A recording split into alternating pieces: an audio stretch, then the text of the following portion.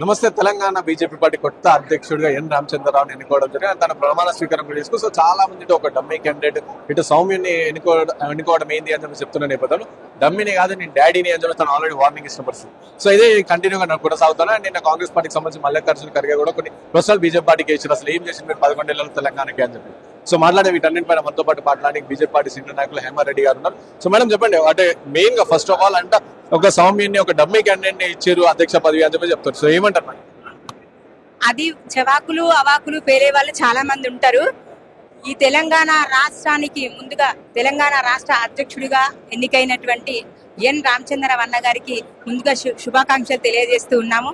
Bharatiya Janata party Telangana రాష్ట్రంలో ఉన్నటువంటి ప్రతి ఒక్క కార్యకర్త రామచంద్రరావు అన్నగారి ఆధ్వర్యంలో నెక్స్ట్ రాబోయే తెలంగాణ రాష్ట్రంలో ప్రతి ఒక్క ఎన్నికలు ఏ ఎలక్షన్స్ అయినా కావచ్చు, ప్రతి ఒక్క ఎలక్షన్స్ కూడా ఖచ్చితంగా భారతీయ జనతా పార్టీ గెలిపించే విధంగా ప్రతి ఒక్క కార్యకర్తలను కూడా కష్టపడతామని తెలియజేస్తూ ఉన్నాం. ఇక ఏదైతే కాంగ్రెస్ పార్టీ బీఆర్ఎస్ పార్టీ వీళ్ళందరూ కూడా ఓర్వక భారతీయ జనతా పార్టీ ప్రతి స్థానంలో కూడా గెలుపు పొందుతూ ఉంది కాబట్టి మంచిగా ప్రతి ఎలక్షన్స్ లో కూడా భారతీయ జనతా పార్టీ గెలుపొందుతూనే ఒక ఈర్ష్యతోటి ఈనాడు అలా మాట్లాడడం జరుగుతుంది. రామచంద్రరావు అన్న ఉట్టిగా అధ్యక్షుడు అవ్వలేదు. ఆయన ఇప్పటికి 40 ఏళ్ల నుంచి ఇంచుమించు ఏబీవీపీ నుండి మొదలుకొని ఆర్ఎస్ఎస్ ఏబీవీపీ ఒక న్యాయవాదిగా ఒక ఉద్యమకారుడిగా ఎన్నో రకాల సేవలు చేసి ఈనాడు పార్టీకి 40 ఏళ్ల నుంచి కూడా పార్టీకి సంస్థాగతంగా నిరూపించుకుంటూ వారు పార్టీలో ఏ ఎన్నికలైనా సరే ఇన్ఛార్జ్ గా ఉంటూ పార్టీని బలోపేతం చేస్తూ ఈనాడు తెలంగాణ రాష్ట్ర అధ్యక్షుడు అయ్యారు. వారేమి పుట్టుటి వచ్చినటువంటి మనిషి కాదు. ఎన్నో రకాల ఉద్యమాలు చేసి ఎంతో మంది పాపం ప్రజలు కూడా ఇబ్బందులు వచ్చినప్పుడు ఒక లాయర్ గా అడ్వకేట్ గా కూడా వారికి అండదండలుగా ఉండి డబ్బులు కూడా తీసుకోకుండా ప్రతి ఒక్కరికి సాయం చేసినటువంటి వ్యక్తి. అందుకే ఈనాడు రామచంద్రరావు అన్న గారి ఆధ్వర్యంలో తెలంగాణ రాష్ట్రాన్ని ఖచ్చితంగా ముందుకు తీసుకెళ్తామని తెలియజేస్తున్నారు. బీజేపీ పార్టీ బీసీలను మోసం చేసే పార్టీ బీజేపీ పార్టీ, అందుకని బీసీ అధ్యక్షుని ఇయ్యలేరు అని చెప్పి చెప్తాను. అసలైన చిత్తశుద్ధి కాంగ్రెస్ పార్టీకి ఉంది కాబట్టి బీసీలకు ఇచ్చామని చెప్పి వాళ్ళు చెప్తారు. కాంగ్రెస్ పార్టీ ఈనాడు మాట్లాడతారు, వాళ్ళు బీసీ డిక్లరేషన్ చేసిర్రా, బీసీ డిక్లరేషన్ చేస్తామని ఎన్నికల టైంలో చెప్పిండ్రు. బీసీ డిక్లరేషన్ చేసినా, రైతులకు డిక్లరేషన్ చేస్తానన్నారు, చేసిండ్రా.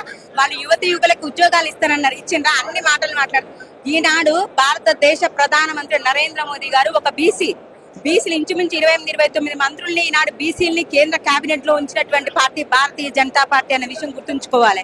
భారతీయ జనతా పార్టీ బీసీలకు సంబంధించిన అన్ని కులాల వారికి అన్ని వర్గాల వారికి కూడా ఏ రకమైనటువంటి సంక్షేమ పథకాలను మనం తీసుకొస్తే తెలంగాణ రాష్ట్రం ఇంకా అభివృద్ధి చెందుతుందని ఆలోచించి ఈనాడు కేంద్ర ప్రభుత్వం నుండి బీసీలకు ఎన్నో రకాల సంక్షేమ ఫలాలు అందించినటువంటి పార్టీ భారతీయ జనతా పార్టీ. ఏదైతే ఇప్పుడు కాంగ్రెస్ ప్రభుత్వం కావచ్చు, బీఆర్ఎస్ ప్రభుత్వం కావచ్చు, మాటలు చెప్పే ప్రభుత్వమే తప్ప ఈనాటి వరకు కూడా బీసీని పట్టించుకున్నటువంటి పాపాన పోలేదు. బీసీలే కాదు, ఎస్సీ ఎస్టీ మైనారిటీ ఈ విధంగా ఎలాంటి వర్గాల వారిని కూడా ముందుకు తీసుకెళ్లకుండా వారి స్వార్థం కోసం కుటుంబ రాజకీయాలు చేసేటువంటి పార్టీ కాంగ్రెస్ పార్టీ మరియు బీఆర్ఎస్ పార్టీ. తెలంగాణలో సగం మందికి ఎన్ రామచంద్రరావు తెలియదు. సో అలాంటి వ్యక్తిని పెట్టి లోకల్ బాడీ ఎలక్షన్ ఏం గెలుస్తారు, జూబ్లీస్ బై ఎలక్షన్ లో ఏం గెలుస్తారు అని చెప్పేసి కూడా చెప్తారు. రామచంద్రరావు అన్న తెలియని వ్యక్తి ఎవరు ఉంటారు? భారతీయ జనతా పార్టీ తెలియదా ప్రజలకి? భారతీయ జనతా పార్టీ తెలిసినప్పుడు రామచంద్రరావు అన్న కూడా తెలిసే ఉంటారు. అది ఏంటంటే అంత సోది వ్యవహారాలు చేసుకుంటా ఏదైతే ఈ పార్టీలు ఉన్నాయో ఎలా మాటలు మాట్లాడాలి. ఈనాడు కొత్త అధ్యక్షుడు వచ్చిండు, రేపు రాబోయే ఎన్నికలంతా భారతీయ జనతా పార్టీ గెలుస్తుంది, ఎట్లా చేయాలి వీళ్ళని ఎట్లా మాటలు అనే ఒక ఉద్దేశంతో మాట్లాడుతున్నారు తప్ప రాబోయేటువంటి సర్పంచ్ ఎలక్షన్స్ తో మొదలుకొని ఈ తెలంగాణ రాష్ట్రంలో నెక్స్ట్ ఎలక్షన్స్ ఏ ఎలక్షన్స్ వచ్చినా కూడా గెలుపొందేది భారతీయ జనతా పార్టీ. ఈసారి ఖచ్చితంగా గోల్కొండ కోట పైన కాషాయ జెండా ఎగరవేస్తామని తెలియజేస్తున్నారు. మల్లికార్జున ఖర్గే గారు నేను మాట్లాడుతూ 11 సంవత్సరాల్లో తెలంగాణకి ఏమి ఇచ్చారో ఫస్ట్ చెప్పాలి, దాని తర్వాత వాళ్ళు మాట్లాడాలి అని. మల్లికార్జున ఖర్గేకి అసలు బుద్ధుండి మాట్లాడుతుండా, మైండ్ ఉండి మాట్లాడుతున్నా లేదా అనేది అసలు అందరూ నవ్వుకున్న విషయం అది. ఎందుకంటే ఈనాడు 11 సంవత్సరాల కాలంలో తెలంగాణ రాష్ట్రానికి 11 లక్షల కోట్ల రూపాయలు ఇచ్చినటువంటిది భారతీయ జనతా పార్టీ కేంద్ర ప్రభుత్వం. ఈనాడు తెలంగాణ రాష్ట్రం అంతో ఎంతో అభివృద్ధి చెందింది అంటే అది కేంద్ర ప్రభుత్వం ఇచ్చినటువంటి నిధుల వల్ల తప్ప ఏ పార్టీ కూడా గత ప్రభుత్వం బీఆర్ఎస్ ప్రభుత్వం కూడా అప్పుల పాలు చేసిందే తప్ప తెలంగాణ రాష్ట్రాన్ని ఏ విధంగా కూడా అభివృద్ధి చెందించలేదు. ఈనాడు 11 లక్షల కోట్ల రూపాయలు ఈనాడు తెలంగాణ రాష్ట్ర అభివృద్ధికి ఇచ్చినటువంటి పార్టీ భారతీయ జనతా పార్టీ. ఇంకా ముందు కూడా వికసిత్ భారత్ లక్ష్యంగా 2047న మళ్ళీ వికసిత్ భారత్ లక్ష్యంగా ముందుకెళ్తున్నటువంటి పార్టీ భారతీయ జనతా పార్టీ. ఖచ్చితంగా దేశ ప్రజలందరికీ కూడా వారి అభ్యున్నత కోసం పాటుపడేటువంటి పార్టీ భారతీయ జనతా పార్టీ అని తెలియజేస్తుంది. అలాగే వచ్చే ఎలక్షన్ లో 100కు పైగా సీట్లు సాధిస్తామని చెప్పి రేవంత్ రెడ్డి చెప్తున్నారు. అలాగే ఇటు ఎంపీ ఎలక్షన్ లో 15 సీట్లు గెలుస్తామని చెప్పి వాళ్ళు చాలా ధీమంగా బలంగా చెప్తారు.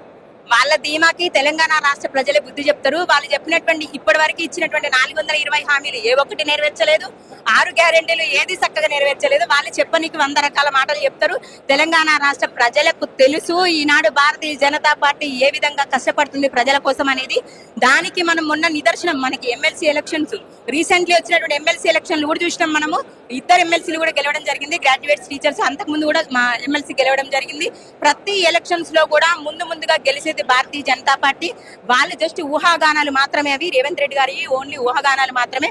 నెక్స్ట్ రాబోయేది తెలంగాణ రాష్ట్రం ఖచ్చితంగా భారతీయ జనతా పార్టీ గోల్కొండ కోట పైన కాషాయ జెండా ఎగరేసి తీరుతామని తెలియజేస్తుంది.